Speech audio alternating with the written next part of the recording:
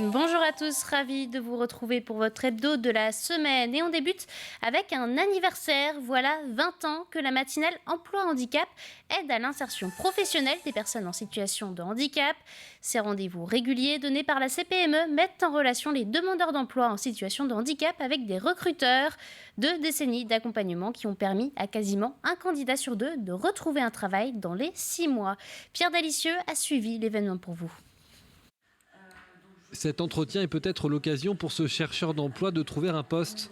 Travailleur handicapé après un accident, même s'il reste confiant, aujourd'hui trouver un emploi est moins facile. Je ne sais pas si c'est ça ou pas qui impacte le fait que je ne trouve pas de travail aujourd'hui. Mais effectivement, il y a une époque où j'avais moins de mal à être embauché quelque part, où mes entretiens aboutissaient quasiment à chaque fois. Là, je me suis rendu compte. Après, avec la conjoncture actuelle, que ce soit l'épidémie qu'on a eue, il y a beaucoup de choses qui malheureusement rentrent en compte en plus. Donc voilà. En face, cette responsable de camping emploie régulièrement des travailleurs en situation de handicap physique. Et cela ne lui a jamais posé de problème à condition que le poste soit bien aménagé dès le départ. Quand les limites sont bien identifiées, on peut aménager le poste, on peut aménager le travail, on peut informer l'équipe autour. Et donc pour nous, ça ne pose pas de problème. Et on se trouve souvent avec des gens qui sont très très motivés.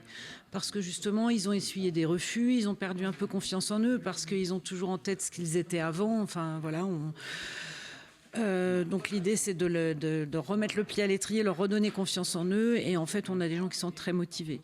Ces entretiens ont lieu dans les locaux de la CPME de la Vendée, une matinée spéciale pour les entretiens entre employeurs et travailleurs handicapés qui fête ses 20 ans. Et avec les difficultés aujourd'hui pour les entreprises à embaucher, il semblerait que la situation évolue plutôt favorablement pour les personnes en situation de handicap. Les entreprises sont tellement demandeurs et ne retrouvent pas de profil pour répondre à leurs besoins qu'effectivement, ça les oblige à se tourner vers, par exemple, Cap Emploi et l'employabilité de personnes handicapées. Je pense, plus qu'avant. Comme d'ailleurs, dans le même esprit, se retourner vers des personnes seniors. C'est une bonne nouvelle pour les personnes qui recherchent dans ce domaine, mais je trouve que c'est dommage de ne pas l'avoir fait avant. Un regard de la part des entreprises qui change sur le handicap, mais qui est loin d'être encore parfait, car cela reste très compliqué encore aujourd'hui pour une personne en situation de handicap de trouver un emploi. On poursuit avec cette initiative du côté de Chantonnay. La communauté de communes a décidé d'accompagner les entreprises commerciales et les agriculteurs qui décident de venir s'installer sur le territoire. Une aide financière pour renforcer l'attractivité de la collectivité. Et cette expérimentation pourrait être pérennisée si les résultats sont concluants. Pour en parler, on retrouve Diane Delangle. Et nous nous trouvons à la communauté de communes de Chantonnay avec Cyril Guibert, le vice-président de la communauté de communes en charge du développement économique. Bonjour. Bonjour. Et je me trouve ici parce que vous venez d'annoncer une série d'aides à la fois pour les commerçants et pour soutenir le monde agricole. Commençons par ces premiers, les commerçants. Qu'est-ce que vous souhaitez leur apporter comme aide ? Alors, on se situe dans le prolongement des aides que nous avons attribuées dans le cadre de la crise du Covid. On souhaite cibler des entreprises à taille humaine, des petites et moyennes entreprises qui font donc un chiffre d'affaires de moins d'1 million d'euros et qui disposent de moins de 10 salariés. 3 types d'aides dans ce programme-là. Une aide à l'installation ou à la reprise d'entreprises par l'aide au loyer, c'est-à-dire un accompagnement, un financement d'une partie du loyer sur 3 mois. C'est le premier type d'aide pour les entreprises qui arrivent sur notre territoire. La seconde est une aide à l'immobilier d'entreprise, c'est-à-dire une aide pour permettre aux commerçants ou artisans qui souhaitent rénover leur local de vente ou de transformation, pour les personnes à mobilité réduite par exemple. Et enfin, la troisième, à destination des commerces et des entreprises d'artisanat, c'est des entreprises innovantes. On souhaite accompagner des projets innovants. Soutien également au monde agricole, notamment pour favoriser le rajeunissement de cette population. Qu'est-ce que vous allez proposer comme aide ? Nous souhaitons aider à l'installation en agriculture donc une aide qui est basée sur une aide à la formation lors de l'accompagnement de la Chambre d'agriculture, donc une aide financière, quelque chose qui nous a été, sur lequel nous discutons depuis plusieurs années, c'est l'aide à l'investissement sur la défense incendie pour les exploitations agricoles qui investissent dans des bâches, des citernes souples de stockage d'eau. Donc là, une petite aide sur ces investissements-là. Et enfin, une aide au local ou au mobilier de transformation des produits en vente directe ou en circuit court. Budget estimé pour cette année 2022, 50 000 €. La communauté de communes réexaminera chaque année la pertinence de remettre à nouveau cette aide en place. Les élections législatives à présent, les 12 et 19 juin prochains, vous devrez élire les députés vendéens qui siégeront à l'Assemblée nationale. Alors pour voir leur nom inscrit sur les bulletins de vote, les candidats devaient déposer leur dossier en préfecture. Ils avaient jusqu'à vendredi le 20 mai pour faire cette démarche. Les candidatures sont reçues du 16 au 20 mai sous forme de prise de rendez-vous pendant toute la semaine. On a qu'une grosse journée hier, une deuxième journée assez chargée aujourd'hui. Après, ça va un petit peu s'estomper. Mais l'idée, oui, c'est de vraiment recevoir l'ensemble des candidatures pendant cette période, puisque cette période est réglementaire, définie par les textes. C'est un site désormais bien ancré à Sainte-Gemme-la-Plaine. L'EHPAD de la Sainte Famille fête cette année ses 70 ans d'existence. Alors pour l'occasion, les résidents et toutes les équipes se sont mobilisés autour de projets créatifs. Un événement préparé depuis de nombreuses semaines avec des artistes. Leur travail est à découvrir lors des portes ouvertes ce week-end. Un reportage signé Alix Lanos. Il y a comme un air de fête au sein de l'EHPAD associatif de la Sainte Famille à Sainte-Gemme-la-Plaine. Les 67 résidents et les équipes s'apprêtent en effet à fêter les 70 ans de l'établissement. C'est très fort. D'abord, c'est un vrai événement festif. Après la période qu'on a vécue, c'est vraiment un tel plaisir, une telle joie de tous se mobiliser pour pouvoir organiser cet événement. Ça, c'est la première chose, en fait. Et puis, c'est aussi l'occasion de remercier tous ceux qui nous donnent un coup de main au quotidien. Défilés de mode, spectacles d'escrime, chants d'enfants. Ici, les animations s'enchaînent autour de ce 70e anniversaire. Pour y associer les résidents, plusieurs artistes sont venus travailler avec eux depuis plusieurs semaines. Aujourd'hui, Maxime Pateau est venu accrocher le résultat de son travail autour de la nature. Un travail original et surprenant qui avait suscité la curiosité d'une vingtaine de résidents qui s'étaient prêtés au jeu de la photo. Quand je suis venu faire les photos, j'ai ramené ma grosse tente opaque noire. Et donc déjà, il fallait avoir le courage de rentrer dans la tente avec quelqu'un qu'on ne connaît pas dans le noir.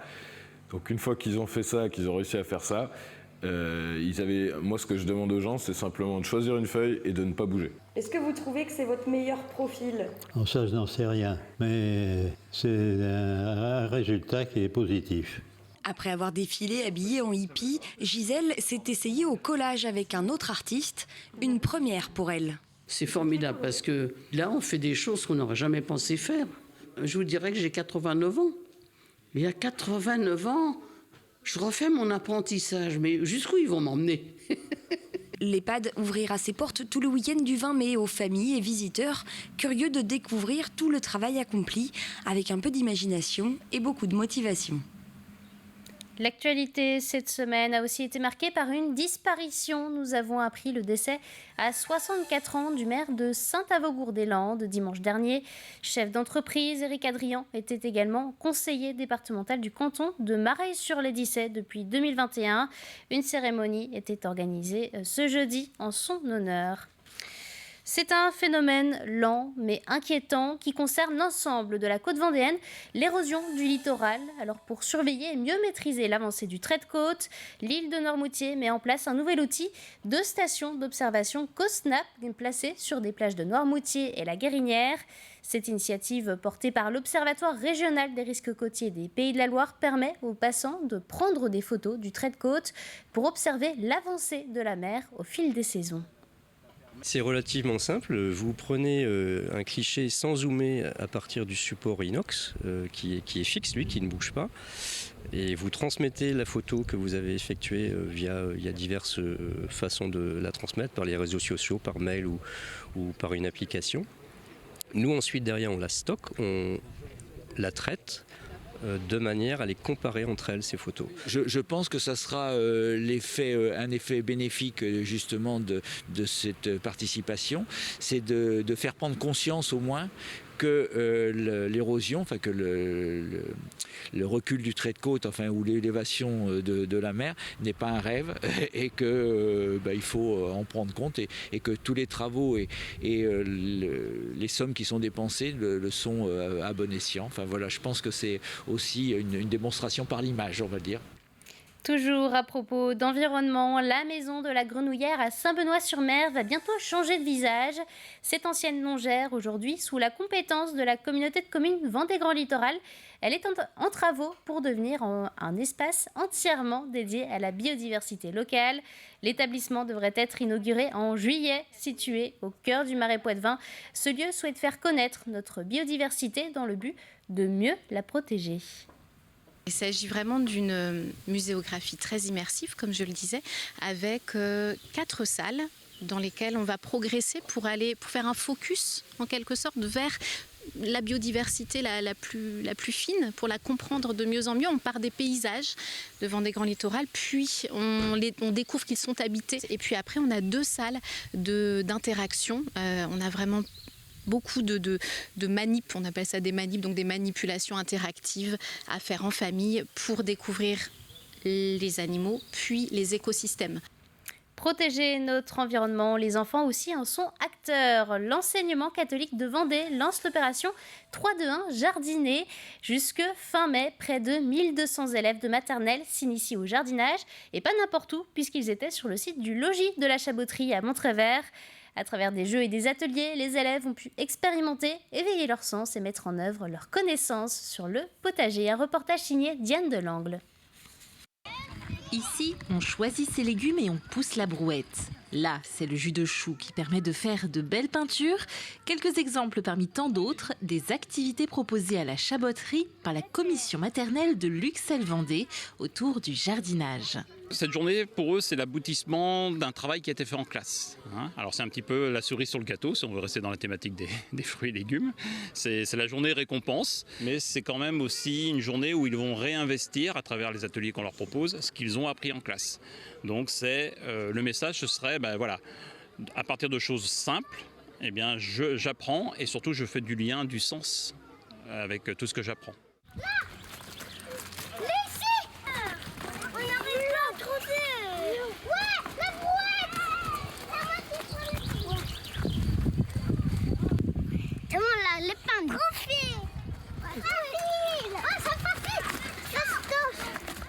Fastoche, cela dépend pourquoi. Quand il s'agit de déguster ou de toucher à l'aveugle un légume, le résultat n'est pas garanti. Est-ce que vous aimez l'artichaut? Non. Non, effectivement, les enfants, il y a encore du travail pour la connaissance des fruits et légumes. Le poireau, le brocoli. Et on leur montre toute la diversité des fruits et légumes. On les découvre grâce à leur super pouvoir, donc les sens finalement. Grâce à l'odorat, au toucher, au goût. On va montrer que c'est croquant, que c'est frais, que c'est piquant. Voilà. Il y a vraiment une richesse et tout un intérêt à découvrir les fruits et légumes. Pas que parce qu'ils sont bons pour la santé, mais surtout parce que ça apporte beaucoup de plaisir. En tout, 1200 élèves de 48 classes de cycle 1 des écoles de l'enseignement catholique de Vendée participent à ces journées 3-2-1 jardiner. Luxel prépare déjà son édition 2023. Elle se déroulera au Haras National autour du thème du cheval et du cirque. On termine avec de la voile. Plus que quelques semaines avant le départ de la Vendée Arctique, les Sables d'Olonne. Le plateau sportif vient d'être dévoilé. Le 12 juin, ce sont donc 25 skippers qui s'élanceront dans la première des 5 courses qualificatives pour le Vendée Globe 2024. Parmi eux, 10 nationalités représentées, 17 aguerris, 8 bisus et 2 femmes. Alors pour cette deuxième édition, les skippers s'élanceront pour un parcours de 3500 000 autour de l'Islande. Tout ce qui se fait de mieux en IMOCA est là. Bien sûr, le vainqueur du dernier Vendée Globe prépare encore son bateau. Il ne pourra pas s'aligner, mais en tous les cas, tout ce qui compte de meilleurs marins sur la classe IMOCA sont présents. Mais en tous les cas, ce parcours qui est proposé va peut-être un peu gommer les différences entre les bateaux. Bien évidemment, les qualités des IMOCA à foil resteront. Techniquement, ils sont supérieurs. Par contre, ce parcours-là n'offrira pas vraisemblablement un plus aux foilers. C'est la fin de cet hebdo. Merci de l'avoir suivi. Belle soirée et bon week-end à tous.